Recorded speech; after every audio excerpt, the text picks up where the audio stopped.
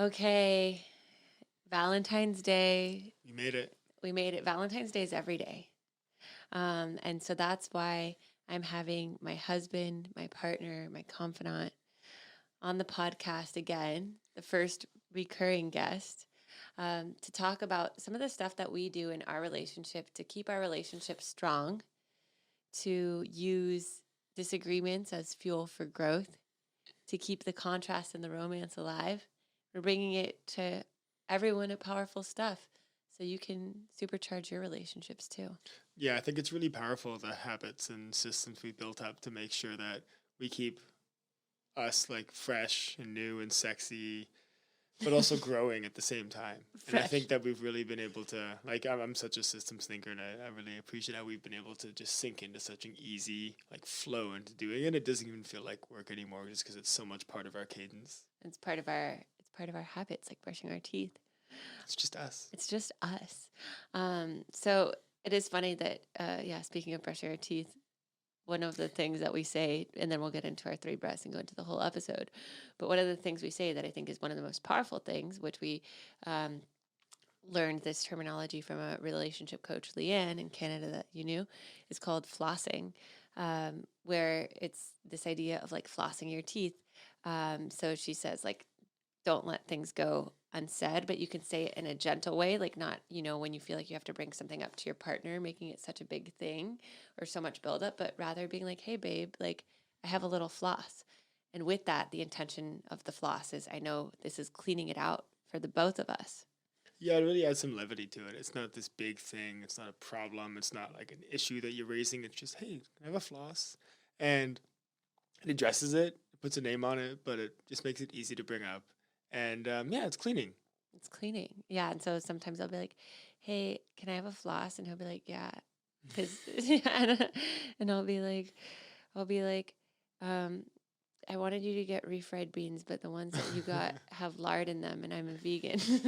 It's like not so serious, but like also like I'd like the vegan refried beans.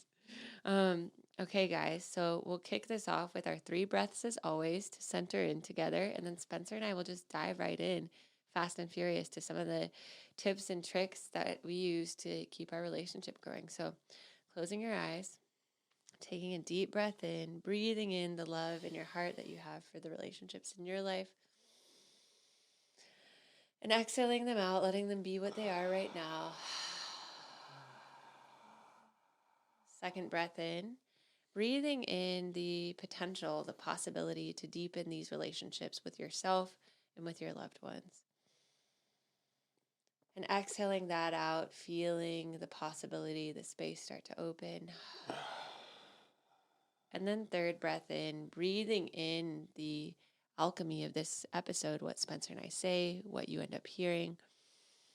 And exhale, releasing that, trusting that is exactly as it's meant to be. So if you guys are just tuning in and didn't hear our part one about our incredible love story, that is my favorite love story of all time. Spencer was motorcycling from Canada to Ushuaia, Argentina on his motorcycle and crashed his bike in LA. He met me, TLDR, he met me. We fell in love. We weren't sure if we were going to give this thing a shot because he wanted to be single on his trip, and I didn't want to be in a relationship with someone who was having their cake and eating it too along the road. But through curious conversations and mutual respect, we made it work. We committed to each other. We said, I choose you. At the end of Spencer's trip, I was on the back of his motorcycle when he reached Ushuaia, Argentina. Then he shipped his bike to the United States, drove it across the country on I-10 all the way from Florida to California, moved in with me. We got engaged a year and a half into dating and had four weddings this year. Yeah, and I think the big theme of why we ended up working out was because we both trusted in the now instead of trying to have it all figured out. Yeah, no, that's a good point of like every step of the way, when you meet someone and instantly your head is like, is this husband material or is this wife material or how could it ever work because he's on the road and I'm here? It's like we kind of checked in of like, do I feel respected today? Am I learning today? And are we growing together? Mm-hmm. And if all of those were answered yes, then like, let's proceed and then we can check in tomorrow rather than like the when then game of like what's going to happen when he goes on the road and I'm here. Yeah, and I think we both see like some of our single friends sometimes, and we see them going through the thought process of like, oh, this doesn't make sense right now, or oh, this and that, and it just, I think we both just like, okay, I learned that lesson already. Like that's not how to evaluate these things. So I'm glad we got there. I'm glad we got there too, because I think that if I had done that with you, I would have probably given you an ultimatum that would have scared you because you were so set on like not feeling like your freedom was being compromised on your trip. And I think because I was presenting like, hey, this is what feels good for me. This is what I need to feel safe and free. Like, how do you feel about that? And I actually gave space for you to answer that. Hmm. Yeah, and that space was really like appreciative by me. I recognized the way that you approached that was so tactful and so honest at the same time. So yeah, I think we made a lot of the right decisions, and that's what's got us here. And I think everybody wants to know how we stay our best. How we stay our best ever. Well, yeah, and I was going to say one of the things that we started doing while you were on the road Hmm. was having weekly date nights. So Yep. two things, like, especially if you're in a long distance relationship or if you're starting out long distance, it's like we always knew when we were going to speak to each other each week, Hmm. because then it took the wonder out of like, oh my gosh, am I going to call him this week? Or if I didn't hear from you that much, like over the course of the week, I know like Wednesday is date night, and we would both carve out our Zoom schedule for that. And we'd this is yeah context. We were separate, like physically, geographically, but we still had it in our calendar. One night a week, we'd always call together, and we kept that even when we moved in, and we're in the same location. Anybody listening, the first most actionable thing, if you take anything away from this podcast, is do a weekly date night. It's not every month, it's not every day. A week is a great cadence for it. Put it in the calendar, respect it, and what we do with it is each person we alternate planning it. So one person plans it, The one other one, person pays for it, and the other one just has it booked off. Oh, where are we going? yeah, you Okay, get to hop be in in the car. total like receiving mode and entering into the other person's world. So it's like, oh, if my boyfriend doesn't like this, uh, or he's never been exposed to that, it's like then that your date night is your opportunity to like invite them into your world And have fun with it. and have fun with it. And so we did that in our long distance thing. And the last thing I was going to say about long distance stuff too is we always knew when we were going to see each other next. Hmm. So we never, whenever I did meet up with you out, and then we can circle back to date night. But whenever we did meet up, like if I was with you in Tulum, it's like I knew, okay, I'd meet you when you were motorcycling in Colombia. And so we always knew that next date. So there was never that anxiety, especially if you're a recovering anxious attachment person like me, of like, when am I going to see this person again? Yeah, exactly. And that having that confusion, like having that question not be in our mind of like when's it going to be next or what does this even look like, um, really added a lot of clarity to it. Like I remember we'd be I'd always have like a checkpoint to go and find you. Like I didn't have anything planned on the trip except for like I'm meeting Meredith in Colombia on December 4th. And I'm like, I gotta get to Colombia. So there was kind of almost like the only real structured part of my journey was going to you every The road couple of to months. Meredith. Yeah, used to call it the road to Mare. And yeah, and I felt that those like allowing the freedom to exist within those parameters, both in like like the literal physical location stuff of knowing, um, gave us like such space for like freedom and being relaxed with each other because it removed like it, it removed the guesswork while still allowing it to unfold into what it was. And kind of going back to the date nights too, like 3 questions, or maybe it's 4, that we always ask each other each date night also creates a safety each week to air out things so they don't like pile up. Hmm. Because in past relationships, also as a recovering anxious attachment people pleaser, I would be like, oh, I don't want to say this because I already said this thing last week, so I don't want to rock the boat. And then things would pile up and I'd start making assumptions or whatever. You're gonna yawn. No. I can see when you're trying to swallow your yawn. But yeah, anyway, so we ask, what did I do last week that you loved? So we start off with acknowledgement. Um, and is there anything you want to air out? And kind of like a floss. It's like, okay, maybe you did this thing unintentionally. Um, and I know that you airing it out is for the growth of our relationship to deepen intimacy. And then what does support look like from me this week? Maybe one of you has a crazy week. Maybe you're entering into your luteal phase in your menstrual cycle and you need extra support or whatever. What does support look like for me this week? Yeah, and those are the 3 questions. And so we check in every week. So we know nothing builds up. We start off with acknowledgement, and we also know how to best support the other person going into the next week. And just opening that space for it too. It's fun. We're on a date, but also we have that structure in place for like airing stuff out, making sure we have that communication built into it. So it's a great combination of novelty and opening the space for us to have a good communicative talk on what happened that week and what we're looking to get into.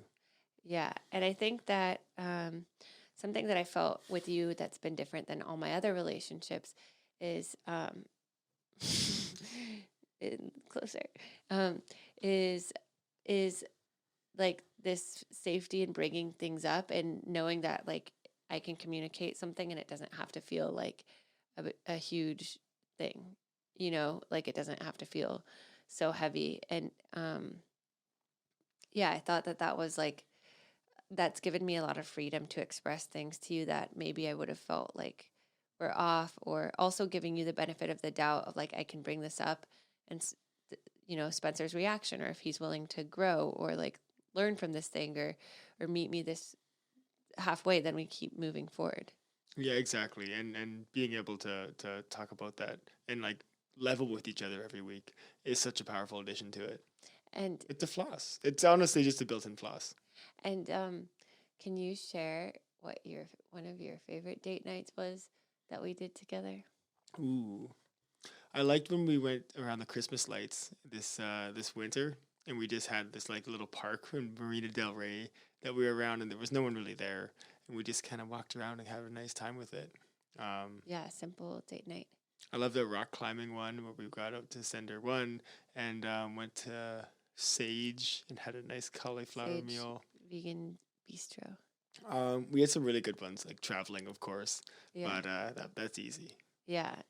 No, I like those too. And the thing with date nights is like, regardless of who's planning it, you can do ones where it's like it costs money, or you could do like a night hike. Beach walk. Yeah. And something else that we do that I think is also like nice on date nights, when you carve out that time for sensual intimacy at the end, and something that I felt like made us comfortable with each other intimately, is like exploring different things like tantra, and like where the goal isn't the orgasm, and where you can just like tell your partner how you like to be touched, or like sitting with them, maybe you're like declothed but you're just like eye gazing, or talking, and it's like this kind of like, yeah, taking the pressure off of like this peak experience around sensuality, which I feel like has made us like overall more intimate in the small moments throughout the day as well. Yeah, yeah. Like one time we just learned how to massage each other for date night. Yeah. Well, like, yeah. And by massage, we even mean just like a standard, like Just how a massage. masseuse does Yeah, it. yeah, Like yeah, we like a watched a professional. YouTube. Yeah.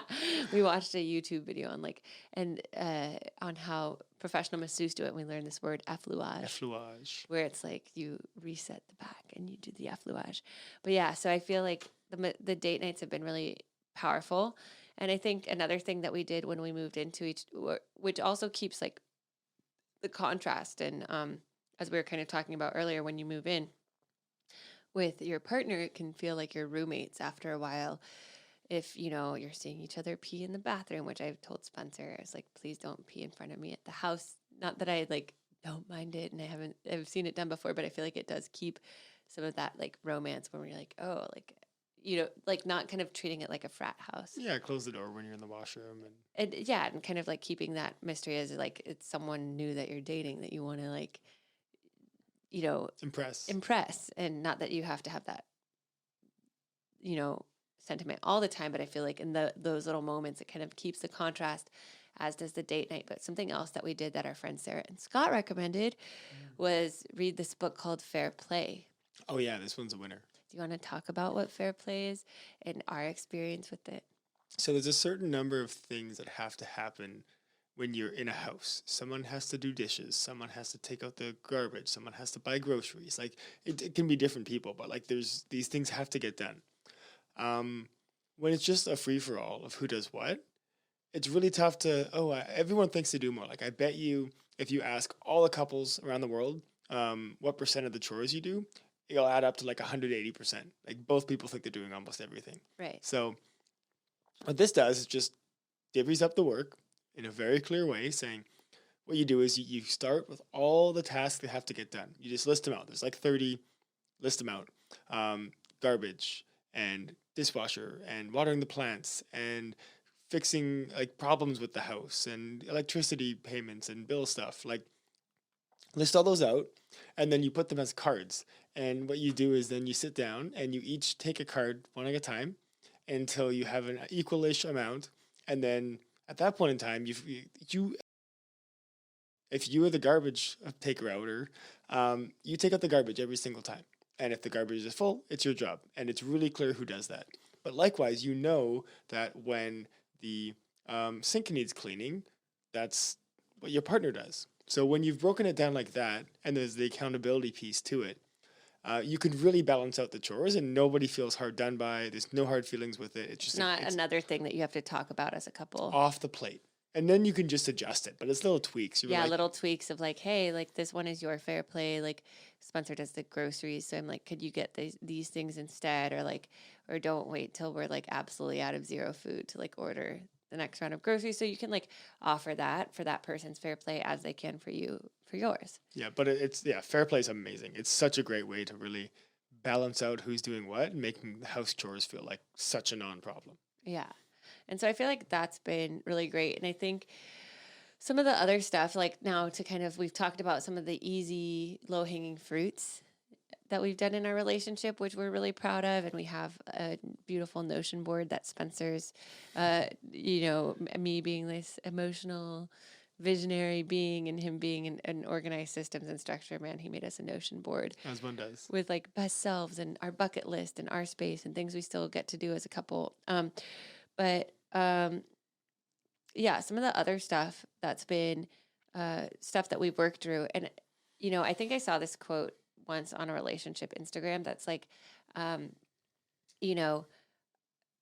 like you're in a relationship with someone, you fight, like it's messy, like it's chaotic, you're confronted.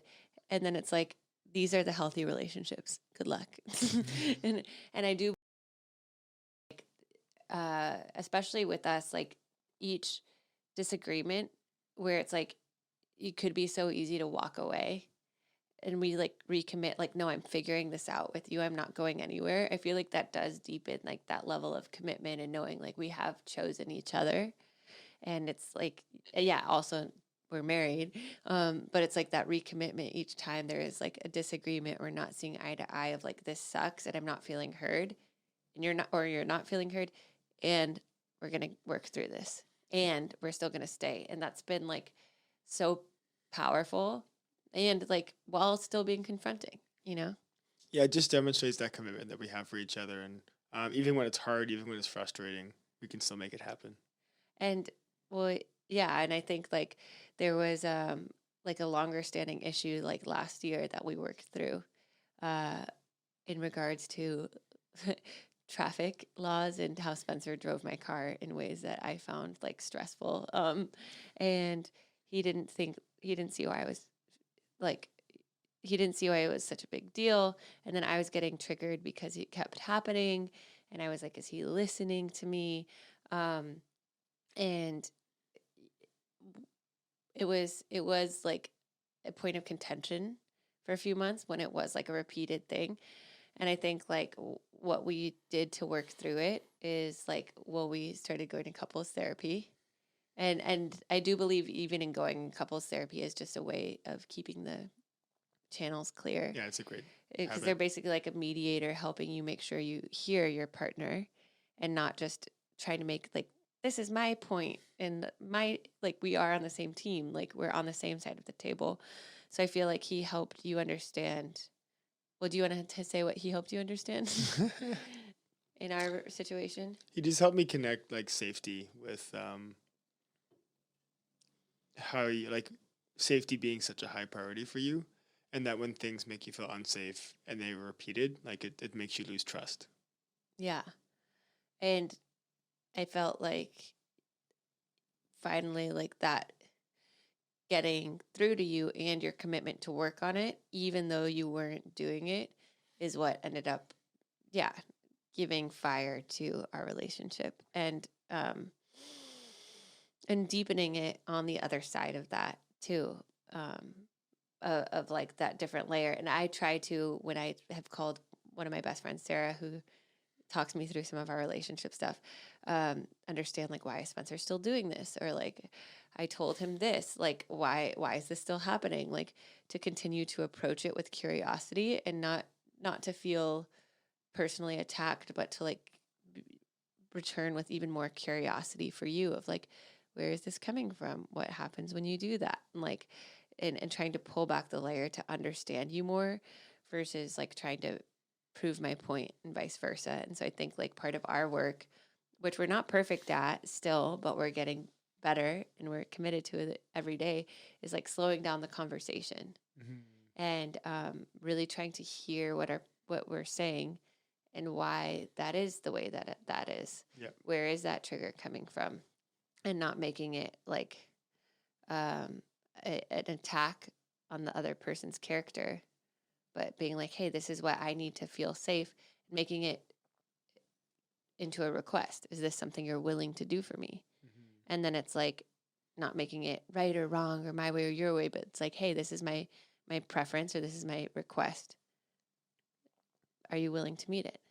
Right. And yeah, understanding that, like, yeah, are you open to hearing this right now, or should we move? Like, we can do interrupts as well when, like, if something's not getting across, if a point's not being made. I think we both recognize the power of an interrupt and just to reset your state so that we can then approach it with love and the type of attention we want. Yeah. Sometimes like I've had a thing like last weekend where like a little trigger came up and like I found myself shutting down, and like when I shut down I feel like I just want to like run away and be on my own. And Spencer came or I came back inside the house because we live together, so it's not like I can do that. Like Spencer's home when I get home. And uh he just like was like, let me like hold you, you know? It's okay. Like, are you sad? And I was like, that's all. And he's like, okay, like, what does it feel like to be sad? Like, which I also think was like progress from your end, because I think that just acknowledging me and acknowledging my feelings and holding me and not trying to rationalize it or make it a solution, or being, how sometimes men can be like, what's the solution? Or like, just let's just skip to the end here. But like slowing it down, like, okay, that makes sense. You're like feeling sad. Like, how does that feel? Like, and you were just like stroking my hair and holding me. And it's like that immediately like helped me like from shutting down or like getting into like protection mode into like allowing me to soften long enough for us to actually, um, work through that trigger, which was powerful. Yeah, no, it's important to, and also just understand how each other, like, how we both receive feedback and receive information when we're feeling any given state. Yeah. Well, and then one thing that we do, we'll touch on some of the stuff we did for our wedding on a ceremonial level of like preparing for it. And then one thing we do with our quarterly offsites. Another big tip. Oh yeah, another big tip. But before we do that, I will say on the trigger thing and receiving feedback, we've had a few funny moments, which I do want to share. Is like once last Valentine's Day, actually, speaking of Valentine's Day, Spencer gave me a Valentine card in the morning with stationery that I had bought. Like it was like I bought this Pendleton stationery just to like have for like friends' birthdays and stuff. And then on Valentine's Day, he hands me a letter written to me on Pendleton stationery that I bought. And old Meredith would have been passive aggressive or been kind of annoyed. And I was like, okay, rather than just like resent him, I'm going to set him up for success. So I got he handed me the card, and cards are like thoughtfulness and is important to me. And I know he is thoughtful, but sometimes guys just need a little direction. So I was like, hey, I really appreciate you writing this. I noticed it's on my stationery. It's really important to me that you go out and like pick a card that makes you think of me, or like Valentine's Day, just that extra effort that like you got it for, and it wasn't a last minute thing. This is the morning. You have, the whole day ahead of you. I'm not even going to look at this card. You can write it on the new card. And I handed it back to him. And it was a moment. Yeah. What was going on in your head in that moment when I gave you that feedback? Well, I was like, wow, this is great boundary setting, but also like, okay, time to get a card. You made it really clear what I need to do. So, I mean, I just wrote the same thing On in the the other other card. card. I knew it wasn't the gesture. It Yeah. was just the medium. Yeah. And then he wrote the same great poem, but Same one. on a different card, which Valentine's Day is coming up. So Yeah. just a note. Forewarned. And then another thing that you love that I incorporated, or that like with feedback, before we get to the last two things, is when you were kind of being like, dare I say, what we talked to before with each other before, like kind of projecting on me and my professional journey based on where you wanted to be on yours, because we both are going through this like, exciting but nebulous like moment of like up leveling our businesses. And I felt kind of like unseen by you in the stuff that I was doing in the different areas of my life, because I felt like you were like this intense like soccer coach pushing me to do more. And it made me feel like, even though I want to expand and rise, I like want to do so at my own pace, and I want my husband to be like my cheerleader, not like my soccer coach. I've never played soccer, but like anyway, so I told you that. And then for our date night, you want to say the one with the candles and like the stuff in the jar, like what you were. Right. Yeah. So you were feeling unseen by me, and I think just a couple things in life happened around then. So you were in a bit of a low, and like a week low. So I was just like, I want to bring Meredith up today. So I know you were out for a while, so I bought you a bunch of candles, and I put on pieces of paper all the different things that I see in you, like all the different versions of Mara that I know you to be. So like there's like the performer, there's the coach, there's the visionary, there's the traveler, there's the storyteller, and I had like 20. And what we did was I lit a candle for each one, and I had them all laid out, and like I had you to like draw one from the bowl and then light a candle, and that would be like representing of it. Yeah. So I got to see all angles of you, and then I wrote I made a card, so that when you got in the door, it said like, you're invited to the celebration of Mare At home, yeah, at like home. a Broadway pamphlet, or what are those things called? Yeah, the Yeah. But yeah, so it's like, wow, I felt like seen and above and beyond. And I feel like those moments, kind of going back to that relationship coach, Leanne, she says and I might butcher this, but she said like, for each, it's not about couples who don't make it. It's not necessarily about the love not being there. It's that for the fractures that happened, there wasn't a repair. Because so often we can just like ignore the fracture or swallow it or let it slide or whatever. And we never say and get clear on what we need to feel like that has been repaired.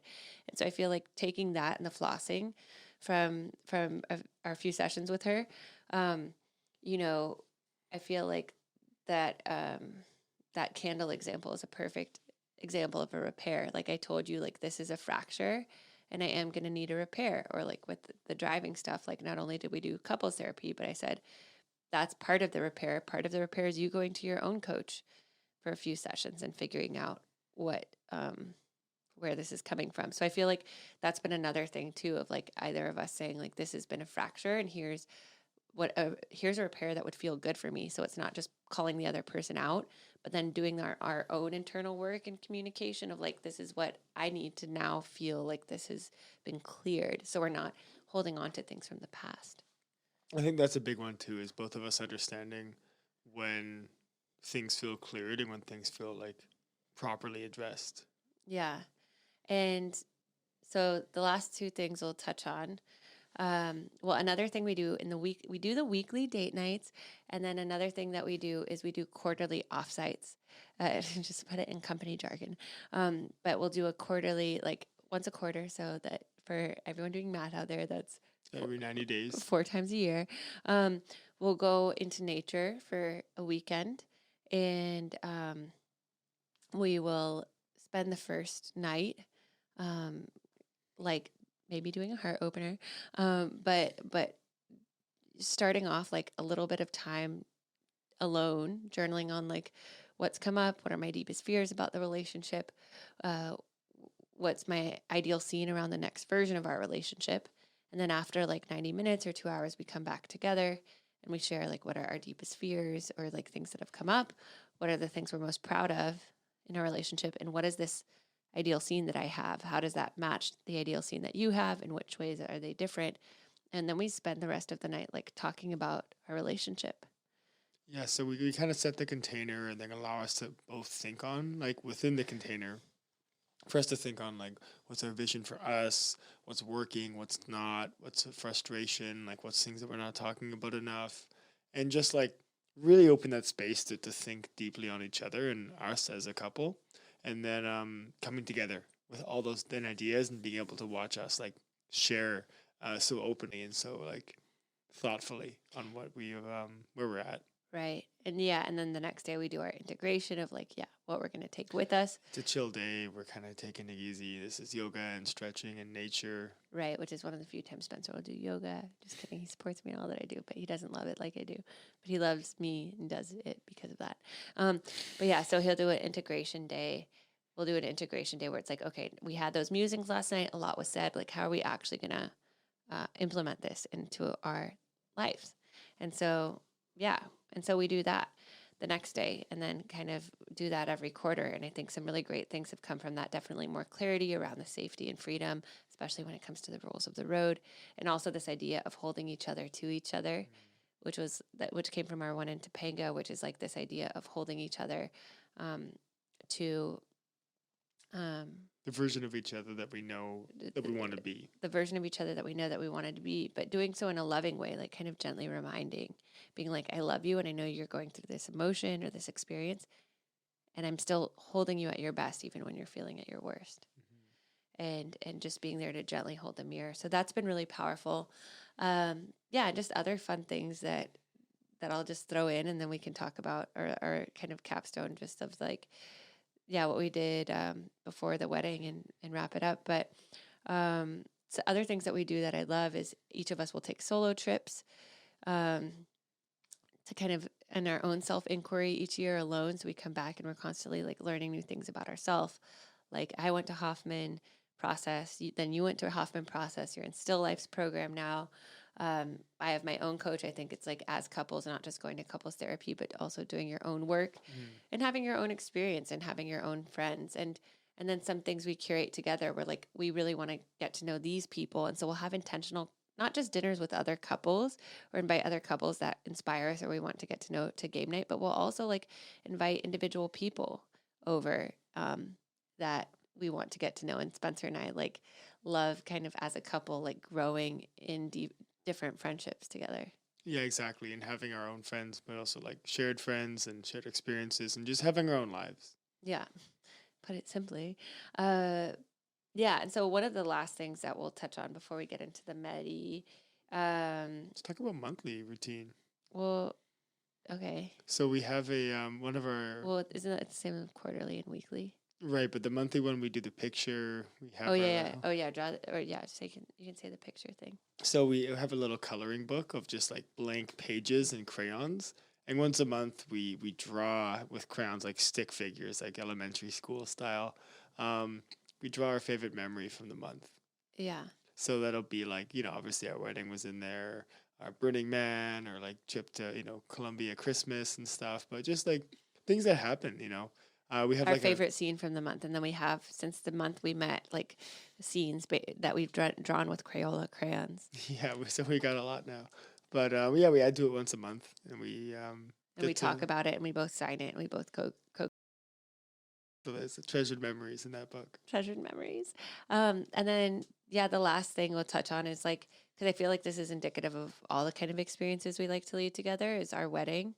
We led a festival wedding. We created a festival wedding together.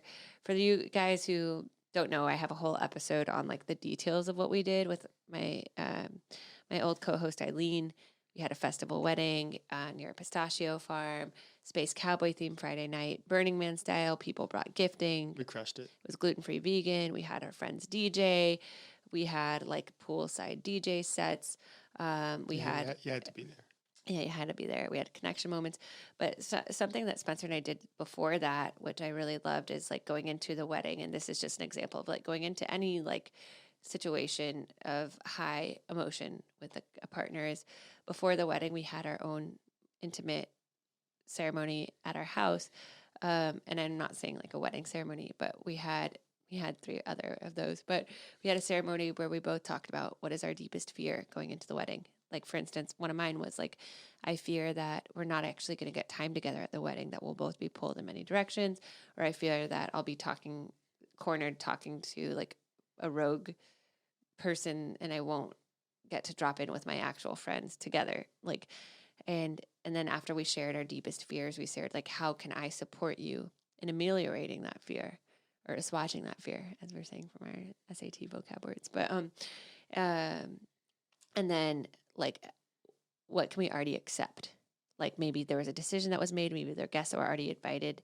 What can we accept and release like control over? That's already, it is what it is.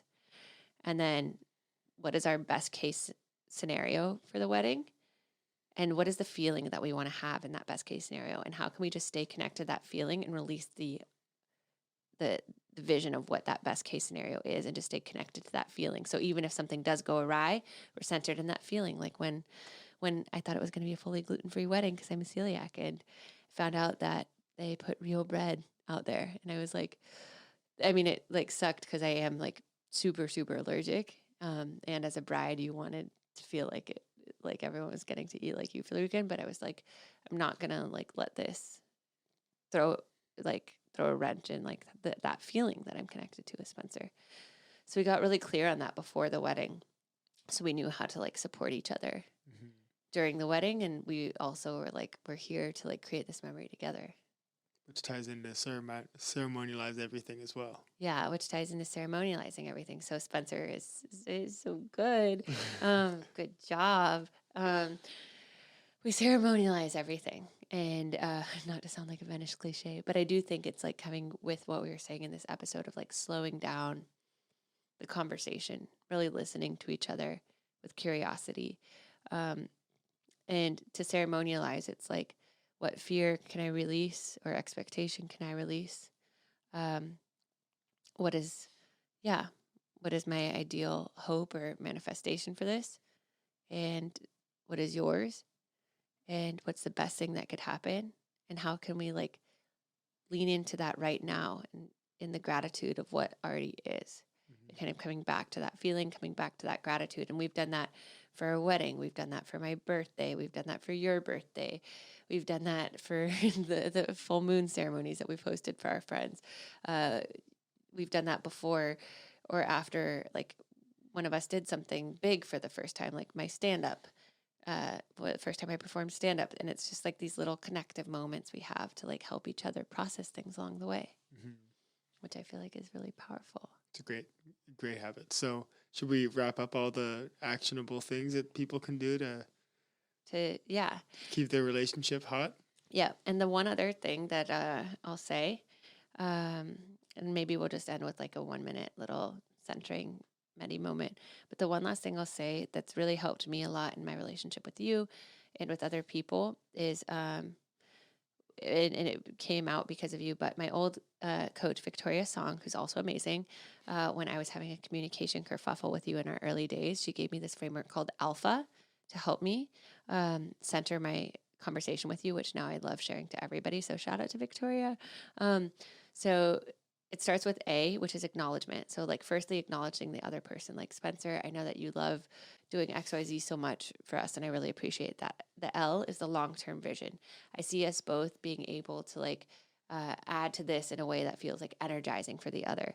Then the P is the problem. But when you address the problem, not accusing the other person, keeping it factual, like when this happened, this is how I felt. So you're removing and the person's like character from being attacked. So like, I noticed that when you did this, it brought this up for me. It brought like these feelings of not enoughness up for me.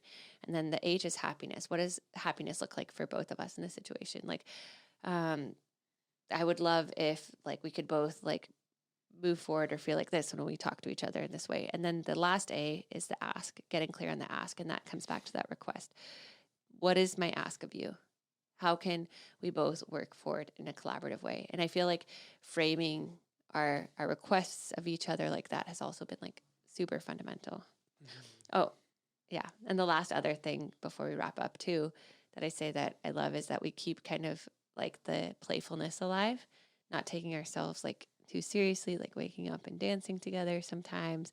And then we have an inner child shrine in our cuddle den. We have a cuddle den with like fuzzy blankets and a disco ball, and we put photos of our inner child there. And so it's like whenever we like start our inner day, we like see those photos of our younger selves and like, let's like stay like playful for that. Yeah. Oh, one more thing. Every night before we go to bed, we say one thing we love about each other. Oh yeah, that's true. Yeah, we say one thing that we love about each other from that day, so we never Last go to thing we bed do. mad. So it's like even if I am like a little pissed, I'll be like, I love that you went to Muay Thai today and like learned more about martial arts. Or I love that you could have been more annoying when you did this. Yeah. We're mad, But it just forces us to kind of break that whatever, and also to end with acknowledgement. Oh, and then the last thing that we also do is we each have 1 line a day journals where we write like all the good things that happened that day, and then we share them with the other person. And because they're 5-year journals, we can see like what we did the year before and the year before that. So it's a nice like reflection moment at the end of the day together as well. Yeah. So if you're looking to add some fun habits and systems into your relationship, remember weekly date night, Weekly date night, asking the 3 questions. Of quarterly offsites. Oh yeah, sorry. During date night, asking the 3 questions of what did I do that you love this week? Is there anything you want to air out? What does support look like for me this week? quarterly offsites, Quarterly offsites, and then ending the night with acknowledgement and gratitude. flossing, Flossing when things come up. Dividing the chores so you can fair play. remain in contrast. And I think taking time to do extra work and exploration of yourself so you can bring that new side of you to the relationship, or that clear side of you to the relationship. So take notes. Take notes. Okay, everybody. This was really powerful. We'll just close our eyes. I know we ended with the journaling first. We'll just end with the meditation and then we'll close out. But closing your eyes, taking a deep breath in, exhaling it out. And as you take deeper breaths, bringing your awareness to your heart space. And in your heart space, feeling the energy of whatever relationship you want to focus on today. Maybe it's a partnership, a friendship. And just seeing the other person's face as if you're like feeling it, seeing it, feeling their energy pulse in your heart space. Seeing them as their highest and best self. And as you see them as their highest and best self, feeling that energy absorb into you, elevating you, becoming your highest and best self. And as you feel it absorbing into you, becoming your highest and best self, seeing them benefit from that, going into their highest and best self even more, feeling this beautiful expansion between both of you with so much compassion, with so much love, with so much gratitude, and then feeling that ripple out beyond both of you, touching the other people in your life, touching the other people in their life, touching the other people in their life, until you feel it surrounding the world. 2 humans, perfectly imperfect, together, breathing, co-creating in this moment. Holding that vision as you take a deep breath in and exhaling it out, opening your eyes, coming back into this space. Well, thank you, baby. I love you. And Happy Valentine's Day. happy Valentine's Day. I want to acknowledge you for coming onto this podcast and being here with me on your Friday night, and waiting while I did my other podcast before this so patiently so you could be on here and sharing what we do in our relationship to make it so special. Of course, baby, I love you and I'm here for it. Love you. Here for it. Spencer, by the way, has been to every single More of That event of mine since he's been here every morning on Mondays, coming to our best morning ever, doing our yoga, even though yoga isn't his favorite. He's like my number 1 cheerleader, always seeing the best in me, even as we work through some of our communication things. And I feel very lucky that I get to share this life with you and share our story with everyone. Of course, number one fan. Number one, baby. Thank you, everyone, and we'll see you next week for more Powerful stuff.